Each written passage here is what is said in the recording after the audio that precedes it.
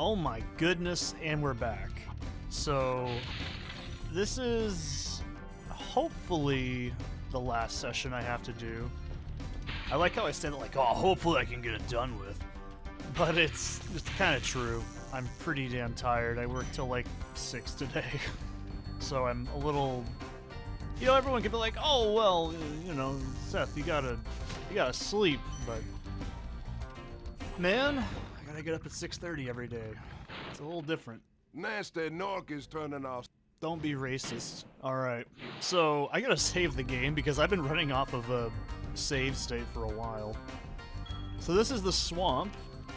I'm so indifferent to this portion of the game. It's probably the most appropriate challenge in the game, but it also has my favorite boss fight in this game.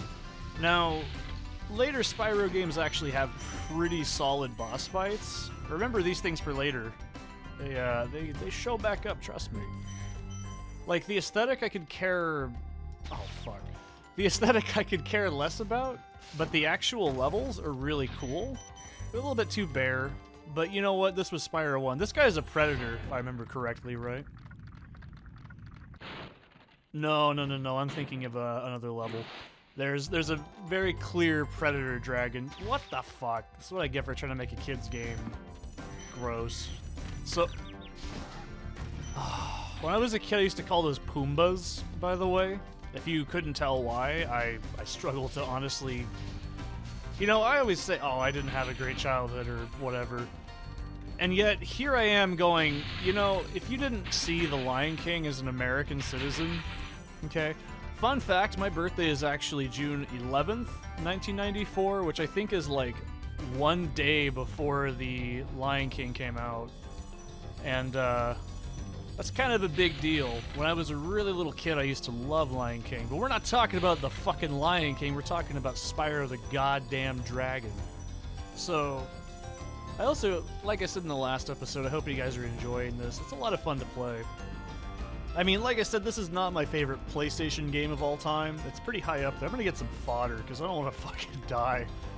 I've been having, like, really bad luck with this series so far. I want to keep myself alive, so...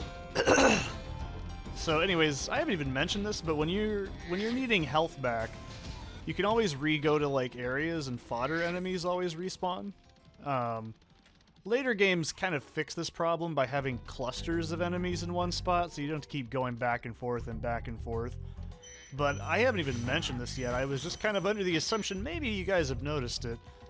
But when you don't have sparks, you have to physically touch every gem, and it's extremely aggravating. But in terms of level aesthetic, I don't really hate this part of the game, but I do like the levels in it a lot. The boss fight's my favorite in the entire game, with one of my favorite soundtracks in the whole game too. This is just such a fun part, because when I was a kid when I got here, I remember my mom...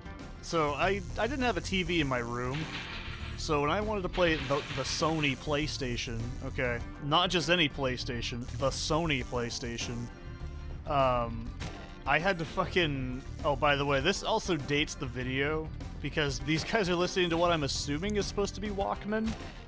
Yeah, shows you how old this game is. That's why I don't like remakes, because they're like listening to little Walkman, and it's really cute, because...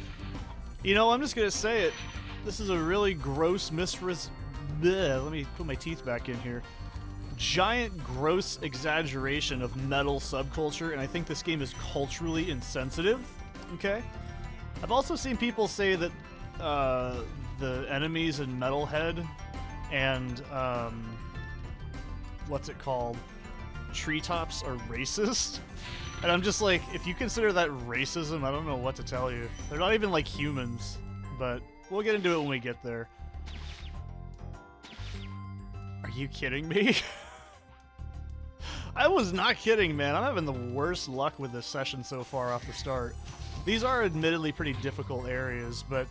So when I was a kid and I played this game the first time, you know, big deal, first time I played it, I remember my mom was doing something, like she was cooking or something like that in the background, and she kept hearing that buzzing sound, and she's like, what is that awful buzzing sound? And I was like, it's the Norks. They've discovered electricity, Mom. And she's like, well, then turn it the hell off. It's really annoying. I was just like... It was a pretty genuinely fun moment when I was a kid that I always have with my mind every time I, you know, see this hub world. I remember my grandpa watching me do this, the wild flight. I was like, check it out, Grandpa. I'm doing the wild flight. Aren't I cool? And my grandpa was like, go touch grass, you fucking idiot. Nah, he didn't really say that. My grandpa was a genuinely honest, wonderful man. We've already talked about how I love my grandpa. He was great. I can't stress it enough. If you're still younger, which you really shouldn't be watching anything I create, you know, I always say this, but you should realistically appreciate your family as long as you can, because it doesn't take much, man. But real talk aside, this is probably one of the more challenging speedways, because I genuinely don't really have a good strategy for this one. I think I might just barely cut this one. I really have to do this really fast. I might actually fail this one. This is a really big shocker, because I generally don't fuck this one up. But I got some pretty bad start there. Oh god, this is going to be so tight. This is genuinely going to be a tight one, I'm pretty sure. Oh, I don't like this. I don't like how this is going. It's feeling really yucky, dude. I don't think I'm going to make this one. But I'll fucking try my ass off. You know me. Oh, I don't like this. I don't like this at all, dude. There's like 2 more of these assholes left. I'm just guaranteeing it. Oh my god, no! That's fine. This is the one I always say I do not have any good time with. We'll try it a little bit more realistic, I guess. I usually start with the boats. I just don't like this one. This is not a good start to this session. But I always say, you know, I play a game like 4 times through. You know, usually it feels like. So if it's a really long game like this, I don't want to say this is a long game, but if it's a longer game and I've played it a million times, I realistically do not need a fucking practice run. However, I also haven't recorded a video in like months. But you know what I mean. This is one of those games I didn't need to practice, but I know what parts are going to screw me up instinctively. See, this is why I'm like, I always want to try and get fancy with this one, and it really doesn't lend itself to that. So, and yeah, I've whiffed it real hard before by just totally dipping into the water there on accident. Ugh. Oh, hell. But yeah, I hope you guys are enjoying this series so far. I always enjoy playing Spyro 1 through 3. They're some of my favorite games on the PlayStation 1. Not my favorite. You know, it's hard to determine what my favorite really is, but I don't know. The answer will change on whatever day, you know, you tell me it's on. It's like, oh, my favorite PlayStation 1 game is blah, blah, blah. The best game ever. But, it's gonna call it for this one. I'll see you in the next one where we tackle the levels. See you then.